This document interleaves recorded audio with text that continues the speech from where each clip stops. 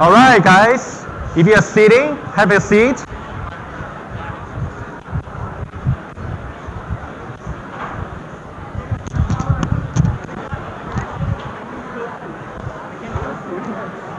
All right, we'll start.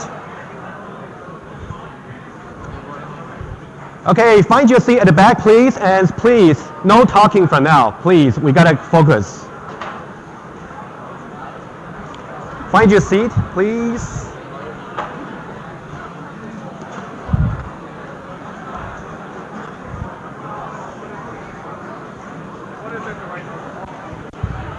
Okay.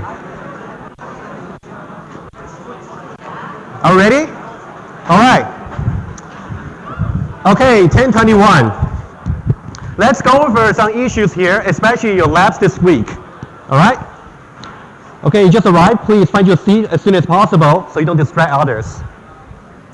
Okay, this is only our first class. Please, next time, arrive in time. Okay, you can see quite a chaos in the beginning. Okay? All right. Let's go over some issues over here. Okay, guys at the back, can I have your attention, please? All right.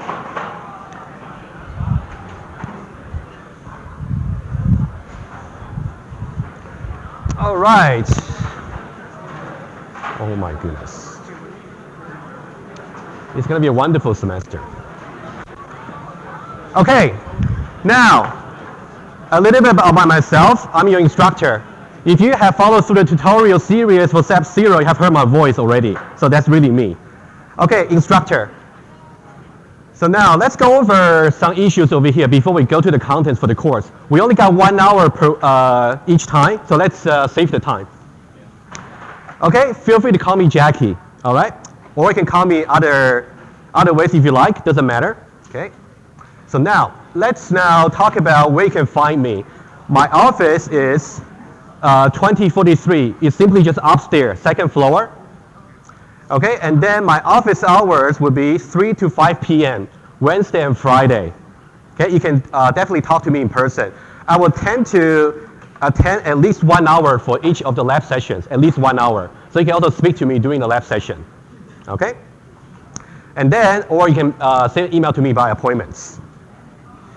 And I would really suggest you talk to me. You know what? The battery is running out, which is not, okay.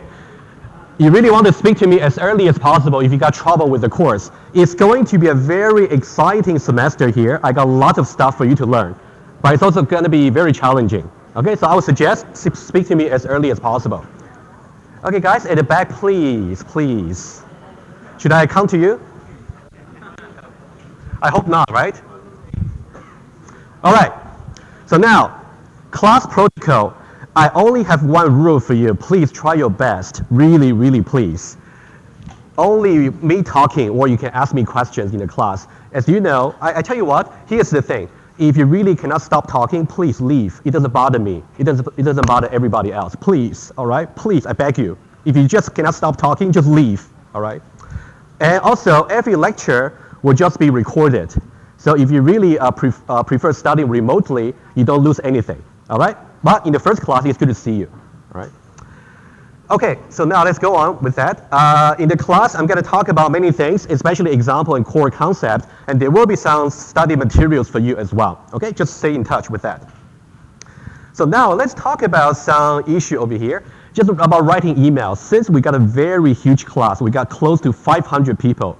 If everybody write me a message a day, I got 500 to handle.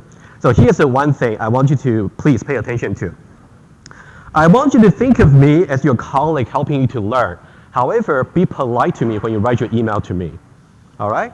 So here is one example, which is kind of rude, I would say. Please always have some proper address and also mention your name in the email. Okay? I wouldn't just go over this example, just one example, please. If you send email without following this rule, it may be delayed or ignored. Okay? Just follow that. Okay? That would be that would sound much nicer for the email. Okay, you can just read through the slides. I don't want to waste your time on this. Okay, next one, course information. I would like to talk about everything you should know about how you can master this course administratively. And then I'll talk about why we need this course. and why would that would be important for you, for your future career specifically. Okay, there will be a course Moodle page, and many of you have seen that already, I believe, since I've been sending Moodle announcements since last Friday or Thursday. Log into that and find our section there. There's also a course forum, which I try to moderate myself as well. Go there and then try to post questions there. And the only rule is never share lab solutions on the forum, okay? Just the only one rule, okay? Now, for your inquiries about the course, if you don't want it to be heard by the forum, you can feel free to send to this email. Okay, I created that. I'm gonna monitor that myself too. It's EECS1021.w19@gmail.com. Okay, you can feel free to send that to that email. I'll respond to you. Okay, make sure you check your emails regularly because I'll make Moodle announcement very regularly if you got important information. Okay, so now, here's the thing. I know many of you, you may not have enrolled in the course yet, or you may want to switch your lab session. At the moment, I'm not the best person to talk to, okay? Talk to the undergrad office is simply just over there, 1012N. Talk to them. They'll be able to help you. Okay, and this is one thing to know. For those of you who have not registered in the course yet, let me remind you, there is Lab 0 Part 1 this week, okay, that you're required to finish and attend the lab and get it graded by the TA, okay?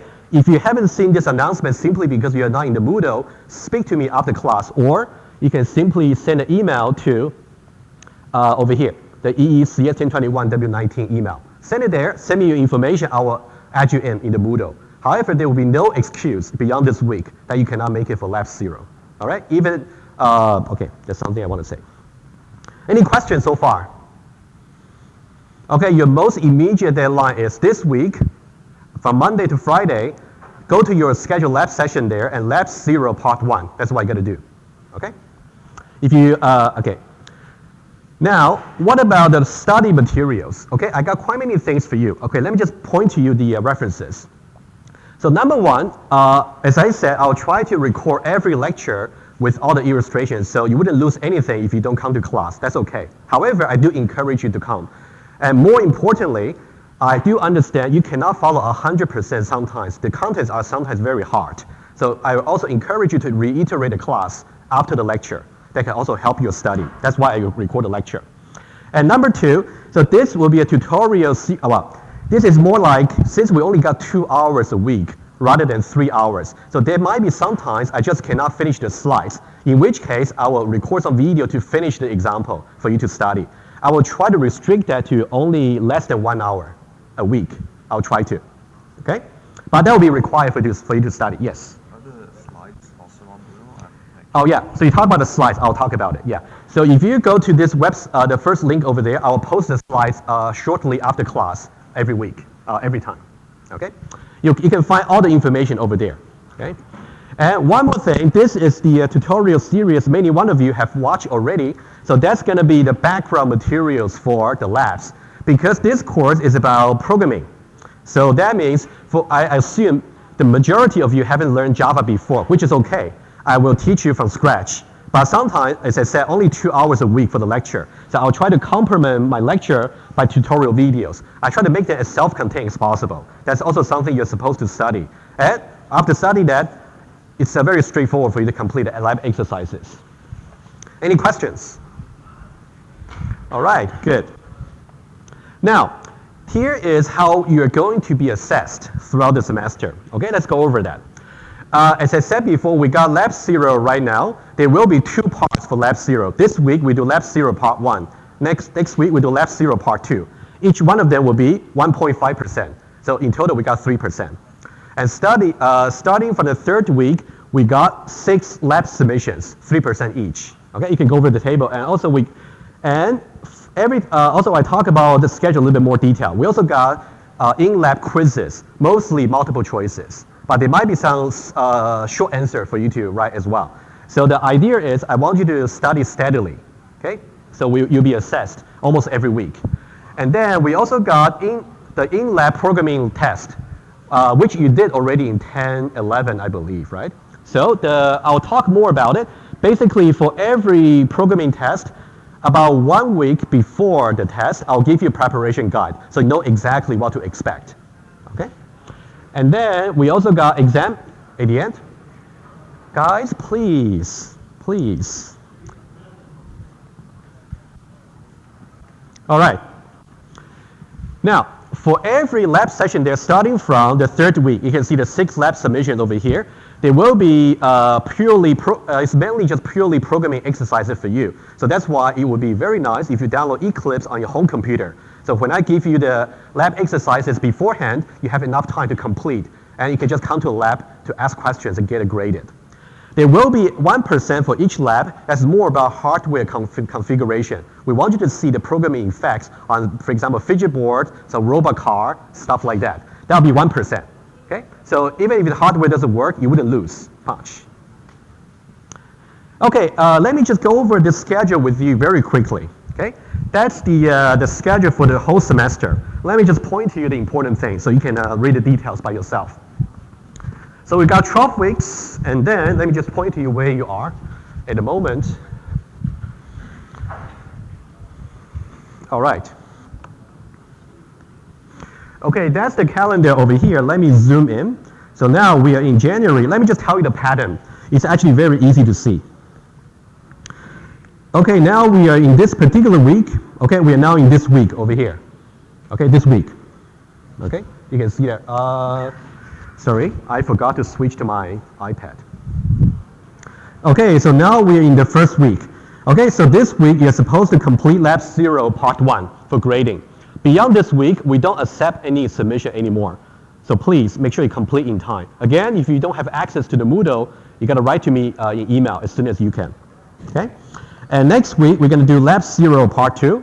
Okay, so these 2 labs are mainly just to give you the very hands-on basic skills on Java programming. For those of you who actually didn't learn any Java before, don't panic. Follow the tutorial. They're self-contained. Ask me questions or ask TA questions during the labs. Now, starting from this week over here, we're going to have the normal labs. For example, we got Lab 1, Lab 2, Lab 3, and also we got 4, 5, and 6. We got 6 labs over here. For every lab, you can also see we may have a quiz. Quiz, 5 and 6. We got 6 quizzes in total. Okay? And then there's also lab test 1, there's also lab test 2, and also lab test 3. For every assessment that you're supposed to have, you must go to the register session for your lab. You must go there. We'll check attendance. We'll check your photo ID as well. Okay, and then there's a reading week over here. Okay, we also got lab 7 here, but that one is optional. Just some extra exercises for you. Any questions? No? Are you okay? All right. So now, let me just go back to the slides and talk a little bit more. Questions? Yeah. Is there any written test? I would say for those quizzes, you might be asked to, okay, there are 2 things. When you see quiz over here, for example, the quiz, it's mainly just multiple choice. Multiple choice is mainly, there might be some short answer as well. But I'll give you more guidance before the first quiz. There's no midterm. However, there will be, you can see lab test 1, lab test 2, and lab test 3. So these are purely programming tests. That means you have to use Eclipse to write valid Java program, and for which I'll give you guidance beforehand. Okay? Now let's go back to our slides over here. Okay, now what about the agenda? Let me just maybe clarify a little bit further in case you haven't really followed through. So what's going to be the agenda for each lab starting from this week? So basically, each lab will be for 3 hours, and then the agenda depends on whether there's a lab test scheduled. I would say, okay, for the very first 2 weeks, we got Lab 0, Part 1, and Part 2. You just come to the lab, do the exercise, and then you get it graded. Now, starting from the 3rd week, so there are 2 possible agenda. So you have to look at the calendar very carefully so you don't miss out. Okay, so now, make sure you always attend the registered lab session.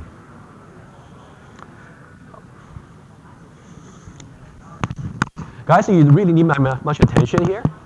Yeah, go ahead. Questions? Say that again. You have to go inside the lab. You have to go inside the lab to do lab 0, part 1, part 2. Today is the first week. Yes, correct. All right, guys, please, please. All right. So now let's talk about two possible agenda. If there's if there is a scheduled lab test, it's very easy. Basically, you have to arrive promptly to the start time for the test. Okay, for example, if your session is, let's say, Monday, 6 p.m., arrive at 6 p.m. And the lab test will typically be 80 minutes, typically. And then after the lab test, you can go. Okay, that's only for the week. Okay, so now I will definitely give you preparation guide beforehand, and there will be no cheat sheets, no data sheets, and you're required to use the Eclipse. Okay, that's where we assess your programming skills. All right, and then let's go to case number 2. So this one, pay more attention. So most of the weeks will be like this. When there is no scheduled lab test, what should we do? Okay, in which case you have to make sure there's a quiz in the very beginning of the lab session, so don't be late. If you miss the quiz without a good reason, you miss it. Okay? Now, how does the schedule run? So again, you want to arrive promptly at the start. And then we'll I will give you one example in the moment. I'll just give you principle first. So you can apply to each individual session, since we've got 11 different sessions. In the first 10 minutes, we'll check your ID to make sure you are signed up for the quiz. Okay?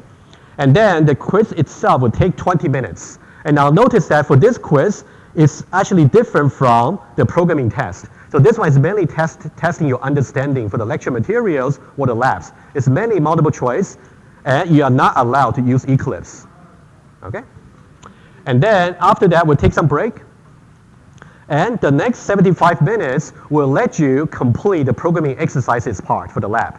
And as I said before, I will give you the exercises beforehand, so you can definitely complete maybe most of it or all of it before the lab session. And just come to the lab session to either get it graded or to ask questions. Okay, that's more effective for your learning.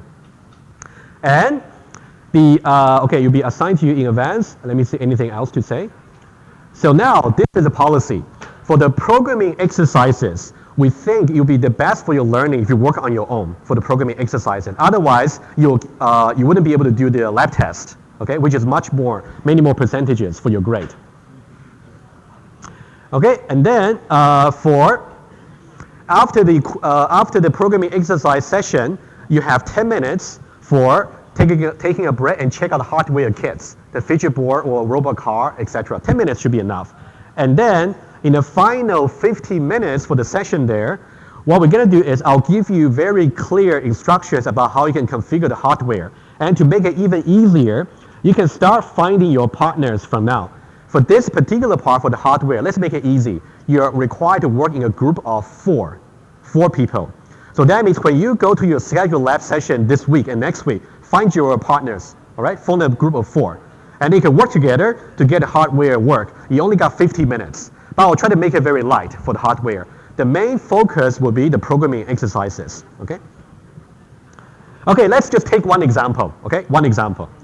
Let's say we talk about Friday, 5:30 p.m. lab session number 6. So how will it look like? If there is a lab test, you have to arrive promptly 5:30, and then it will take until 6:50. Okay, that's this particular scenario. And then for case number 2, if there's not a scheduled lab test, what should we do for this session here? So you want to make sure you still arrive at 5:30 there because there will be a quiz. So from 5:30 to 5:40, the 10 minutes will check your ID and make sure you're signed up for the test, the quiz. And then for the next 20 minutes, we'll let you take the quiz. And then 6 to 6:05, well, roughly speaking, you take a break. And then until 7:20, you will actually complete the programming exercises and get it graded. Okay? And then from 7:20 to 7:30, you're going to check out the hardware kits. And then finally, until 8:20, you complete the hardware configuration. If you can finish all of these early, be my guest. You can go home. Okay? Not a problem. All right. Any questions until now? Yes. Is there a quiz this week? According to the schedule, if you can look, there's no quiz. The quiz will only start from week number 3. Okay? And maybe next week, I'll tell you exactly what you can prepare. Okay? I would say the bottom line is this. As long as you try to follow up what I'm teaching in the class and also what we are doing in the lab exercises, you should be fine. Okay? Questions? Yes. For example, for the lab test, if our code doesn't end up running, do we get part marks for? Good question. Guys, it's a very, very important question. So the question was, let's say there's a lab test. Okay, so let's isolate case number one. If it's a lab test, however, you simply submitted a code that does not compile or does not run, okay, would you get partial marks? No. I want to be honest to you in day one. This is a programming course, and I will try to explain to you why we are being so strict to you. There's a reason for that. We want you to graduate from this course so that you can survive in 2030. Have you heard of it? 2030 and 2011. So I'll talk about them in a little bit more detail. But I tell you what, it will be fair. I'll give you enough time to prepare for the test. I'll give you exactly what you should really expect. So hopefully that wouldn't happen. Okay? So now, any more questions before I talk about this course? Guys, please, please. Him first and then you. Yes.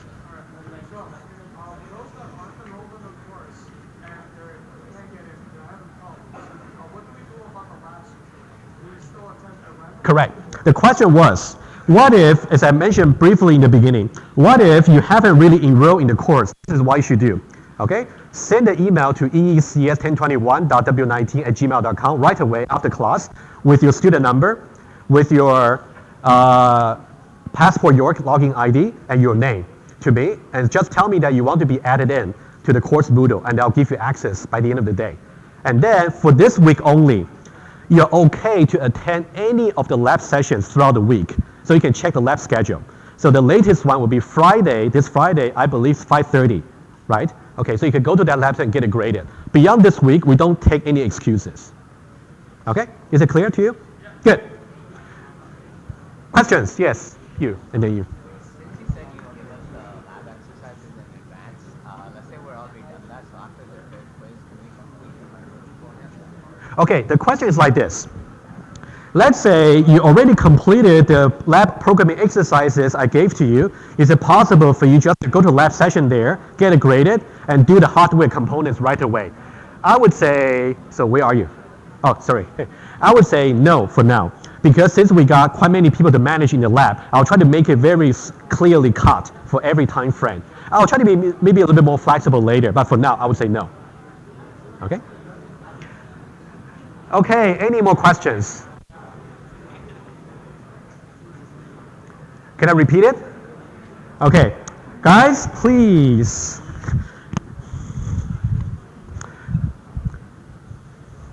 All right, let me make it very clear. Okay,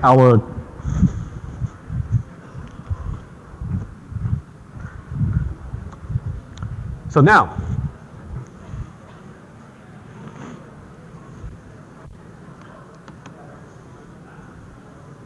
okay, so now here's a question. Let's say we have a lab session for you. There is some programming exercises I give to you. So programming assignments for a lab. Programming assignment given to you. Okay? Let's say between the time it's released and the time for your actual lab session. Let's say you already completed that. Let's say you already did that. So what should you do? Okay? What you should do is you should still go to lab session. Why? Number one, you have to take the quiz. Okay? Number two, you have to get your completed assignment graded.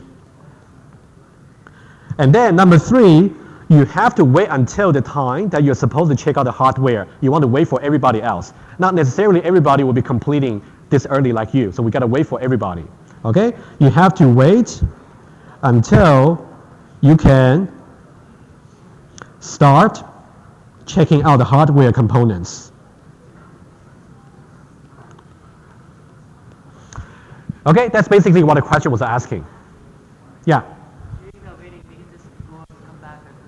Yeah, so during the waiting, if you're really done with the programming exercise, feel free to take a dinner break or lunch break, doesn't matter, and then come back. That's fine.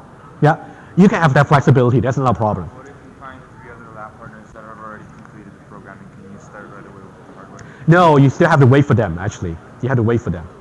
Yeah. Yes, for this week, we give you the flexibility that, however, don't really overuse that. I would say in principle, you should only go to the scheduled lab session you register. All right?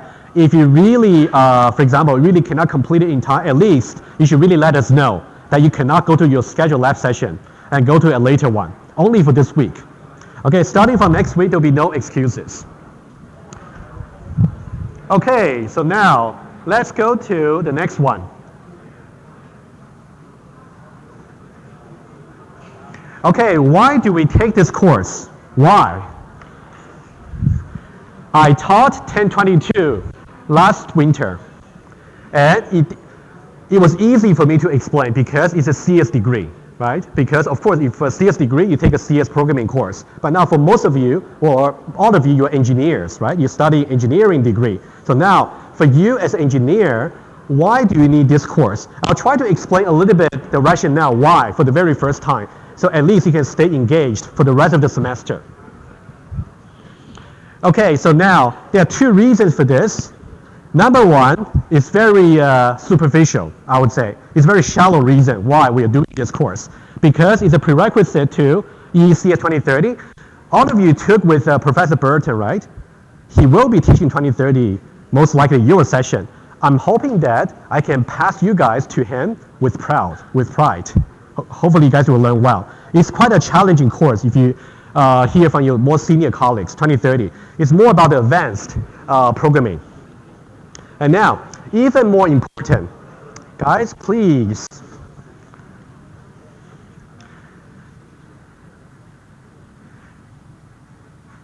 Good. Now, 2011 is actually a course that people so-called job interview course. For those of you who want to find a job in Google, in Microsoft, this will be the course to really master. They talk lots about data structure and algorithms. And however, before you can take it, you must finish 2030. Before you can finish 2030, you must finish 1021. It's that easy. So you have to take this course. No way around it. So now I want to give you a little more deeper reason why studying programming is so important for you, even as an engineer. Okay? And this course is quite unlike what you learn in 1011, which is MATLAB. We learn a completely different language called Java. However, there's an advantage to that. There are so many concepts which you just couldn't learn in MATLAB, but you can learn it in Java. Okay? So now, let's just go over some rationale why we need this course. It will be okay if we don't cover anything today, that's fine. At least we set the context well, so we can start a serious contents from Wednesday. So now, there is a term called computational thinking. Okay? So I encourage you, there's a paper over there. It's a very well-known paper there. Only 3 pages long. You can read it at your discretion. And now, computational thinking, which is exactly what we're going to teach you in this course. You can learn about how you can think like a computer scientist. So why would that be important? You can read the paper. They tell you exactly why. And then it's not just for computer scientists, but for everyone, including you as a professional engineer. And then let's go a little bit further. So now, for this particular course, I want you to always bear in mind. So there are 2 levels of thinking you should have. Level number 1, you want to think in terms of the code, like a Java. Or in 1011, you think about MATLAB. However, the second level is much more important, which is about the logical rationale why a piece of Java code actually works or why it doesn't work. For those of you who already watched my tutorial series for Lab 0 Part 1, I try to do that a little bit already for you, right? We try to really reason about the programs, which is a very important skill. Let's say you graduate from York, not necessarily you're programming MATLAB, not necessarily you're programming Java. You might program in Python, you might program in C#, you might program in some very completely new language. But the ideas you grasp from this course will be just useful, computational thinking, okay? Now, being able to think abstractly without seeing any feature board or LED lights is really important. So that's why I really focus on Eclipse, the console application. That's really something I want to keep it simple. You can focus on just programming. That's why I also got very high expectation on you for the lab tests. You must write valid Java programs, always. Okay, so now for your interest, there is a link over here. It's called interviews. It's like a sample interview at Google. So the candidates were actually asked to really solve a problem computationally, not on Eclipse. Guess on what? On a whiteboard. So you're supposed to solve problem abstractly. That's kind of the skill I keep demonstrating on my iPad throughout the semester. Okay? So that's something I want you to bear in mind. Okay, what is this course about? It's really programming. And we know that programs are really software. And for those of you who study maybe electrical engineering or computer engineering, you should be very familiar with this kind of the architecture for a computer, right? So these are hardware. Okay? Now, can anyone tell me what's really the crucial difference between hardware and software? Anyone? Difference between hardware and software. Don't tell me one is hard, the other one is soft. Well, that makes sense, but you know. Okay, I will give you a multiple choice. How about that? Which one, hardware or software, is very good in repeating stuff? In repeating some instructions without any mistake? Hardware or software? Anyone? Hardware, software? No, it's actually hardware. So your computer is only a piece of hardware that is very good in repeating a set of instructions. Doesn't matter how complicated it is, you can just repeat it in a very fast speed. However, the software is really the instructions, which means if you give the wrong instruction to your computer, you will just execute something that's wrong and give you the wrong behavior. Okay, that's something I want you to keep in mind. So hardware versus software. But in this course, we only let you touch a little bit hardware at the end of each lab session just to get a feel. However, what you really have to focus on is to write correct software for this course. Okay, okay, you can go over hardware and software. And now I want to really conclude this particular slides by asking you this question over here. We keep hearing people by saying, stupid computers. Do you think that really makes sense? Stupid computers. Is the computer really stupid? In fact, no. It's really the instructions you give to the computer to execute itself is incorrect. It is stupid. And who actually wrote the instruction? You guys as a programmer. Okay, so now every time if your Java program doesn't work, don't say stupid computers. Try to really criticize on yourself. Okay, so that's something I want to mention. For this course, we want you to become intelligent on logic and also programs. Okay, now let me give you one example here. So what computers can read is very difficult for us to read. And what is easy for us to read is actually doesn't make any sense to the computer. So that's why I said vice versa. Okay, let me give you one example over here. And for the machines, it simply just do, you got transistors, you got the hardware, they simply can read only zeros and ones. But for us, as human beings, we are very good in abstract thinking. So that's the thing I'll keep emphasizing in the lecture time. Let's see one example very quickly. Okay, I'll just go there directly so you can get a feel.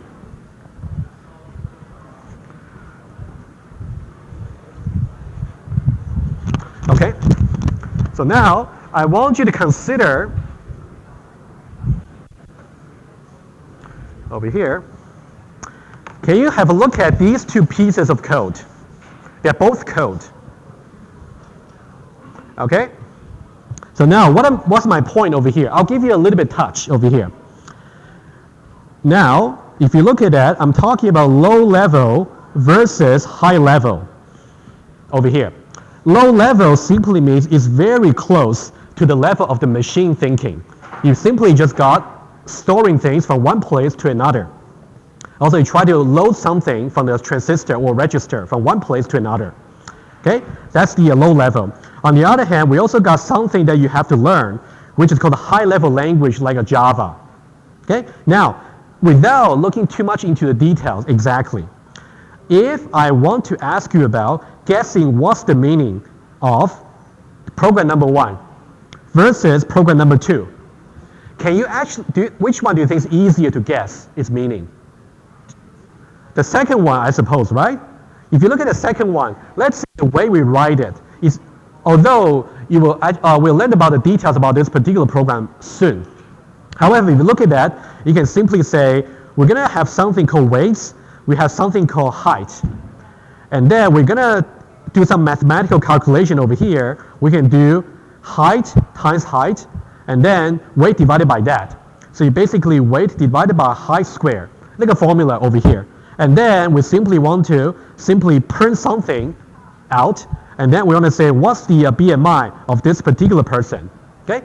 Even without learning about Java, this is actually something you can quite easily understand. However, if you look at this particular fragment of code, let's say I don't tell you exactly what that means. I bet it's actually quite hard for you to guess what it means, right? Okay? You can definitely go through the detail. Basically, I'll give you one example. What does this line really mean? Over here.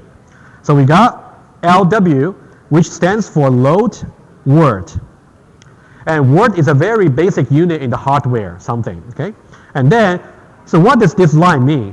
That simply means we have, let's say if this is our computer memory, okay? Somewhere in the memory, we have something called $n, like an address. And somewhere else in the memory, we also got something called $T0. And this particular instruction over here simply tells the machine to say, now, I want you to store whatever contents that is over here into here. Just copy that over. That's the kind of thing the machine is very good in doing. Okay? You can definitely follow through the contents over here, the comments here. And what they will do overall is simply just to calculate n squared plus 3n. That's all you will do. Okay, eventually. Okay? Okay. Seems like I gotta come back to give you guys the attention. Okay, so the main point about this slide over here is just to say you should feel lucky that for this particular course, you're only learning about Java over here. However, later on, for those of you who will take further, EECS1021. So this is kind of the language assembly you'll learn. But we learned about Java first in the first year. Okay, so now let's go back to the slides and go a little bit further. Okay, so these are the two examples over here. You can go over that. Okay, more. So now for this course, we're going to learn about Java. So Java is actually very much closer to the way we think. Okay, so that's the program I just illustrated. So now computational thinking again. So what kind of computational thinking are we going to teach you about in this course? For those of you who already followed through the tutorial videos, assignments is really one of them. How you can store value to another variable. Okay, that's the most basic, which we'll do again on Wednesday with a little bit more details. And then starting from next week, we're going to learn about something called conditionals. Did you learn about conditionals in MATLAB? You have conditional, if then else, they do, right? And then we learn about loops. So here we're going to learn a much more complicated structure for the loops.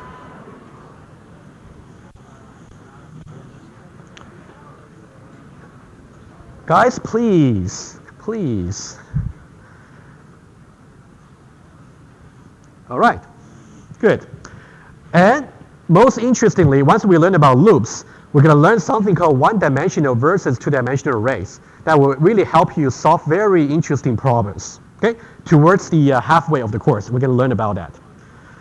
Okay, and then we're going to learn about classes and objects. So that's the ingredients for object-oriented programming.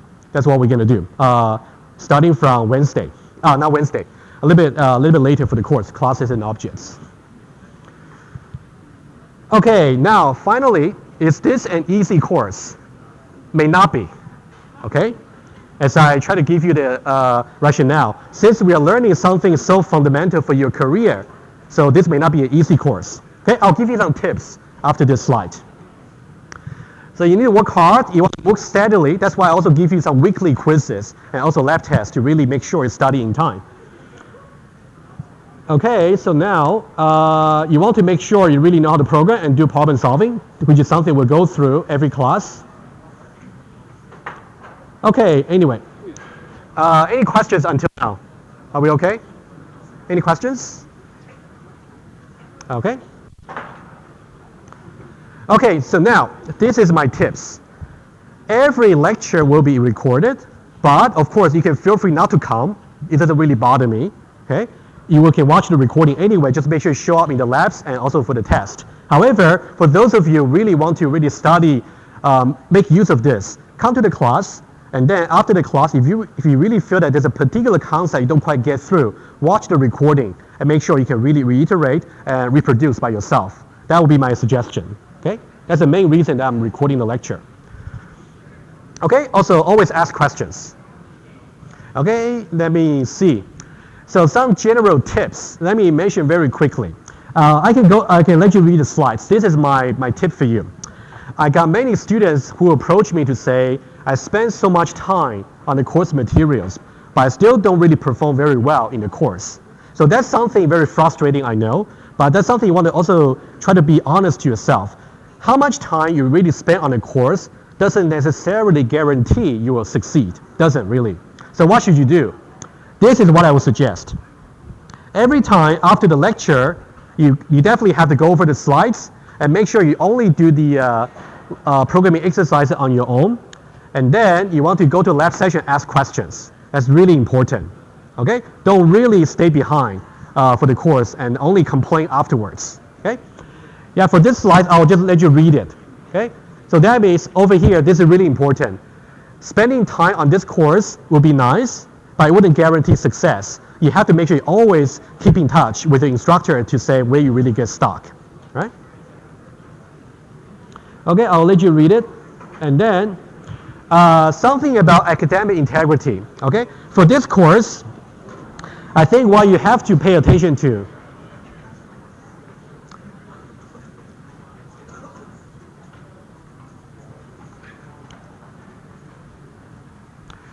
Actually, I'm not too sure. Is it this side more loud or that side? Both are loud, right? Yeah, what can I do about it? Nothing, right? Anyway. Okay, academic integrity.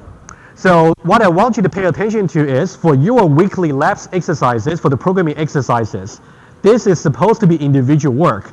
So you want to make sure you don't really share your code with your colleagues. If we really find out you do that, it's considered as against the academic integrity. You'll be accused.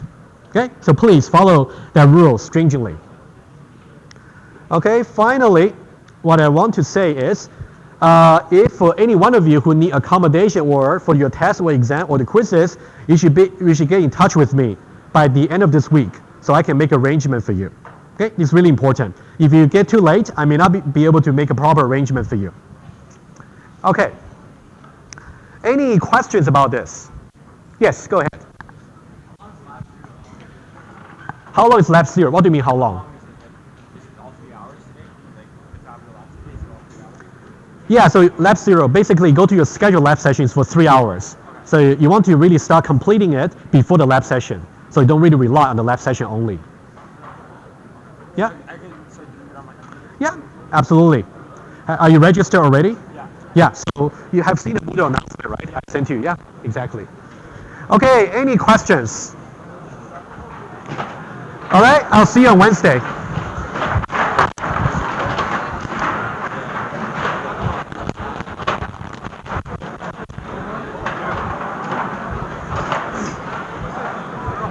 Yeah, one moment.